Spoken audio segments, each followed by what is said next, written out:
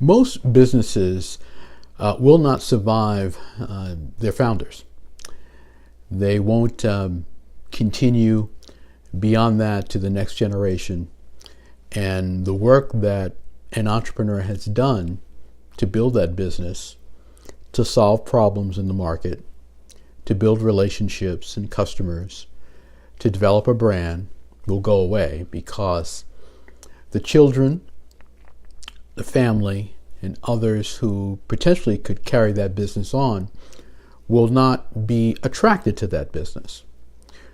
That's one reason. Another reason is that the business might decline as a result of the founder no longer being in touch with the marketplace. So the business declines and ultimately cannot survive without the founder, the goodwill the founder has developed. Now, this is a sad thing, because as an entrepreneur, you work very hard to build something. You're passionate about something.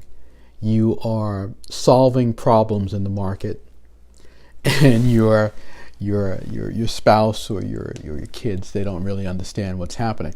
What happens often is the kids are associated with the negatives in the business. Okay, these are long hours. This is not glamorous. This is a tough business. I want to do something else. I want to express my own creativity and so forth. Or the person is enamored with the positives of the business, and that's it. I like the lifestyle that this business affords me. I like the fact that my mom or dad is able to pay for certain things, but I don't really want to get involved into the nitty-gritty of the business. So in both cases, the business really suffers.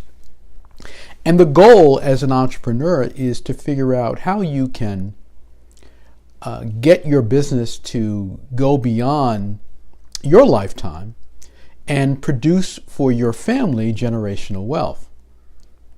I like to look at it this way. If you look at a sports team and you look at the back of their jersey, the back of the jersey doesn't have the first name. It has the last name. Jones, Smith, Taylor. That's the team that you're on. And when you're part of a family where there's something being created that could have enormous value, that's where you want to invest. Now, here's the thing that's exciting about that.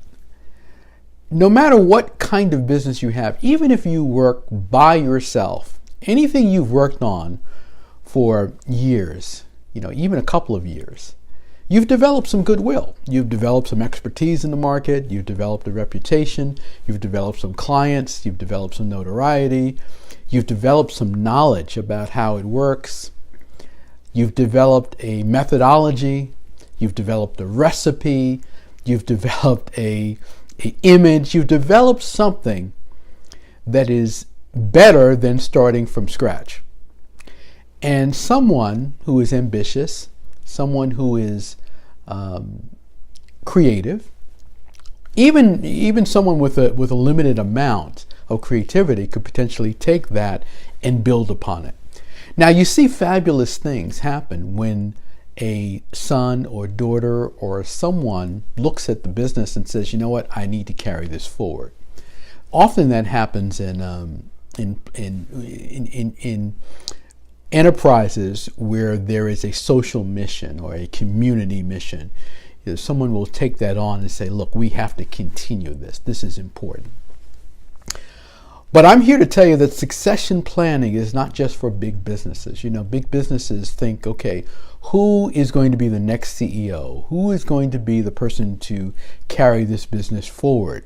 The board says, who can do this? Who's capable of doing this? Who has the clout? Who has the drive, the ambition? Who has the gravitas, if you will, to carry this brand forward? The same decision has to be made whatever kind of business you're running. So I don't know about you, but I'm going to share with my family, here's what this business is about. Here's what we're doing.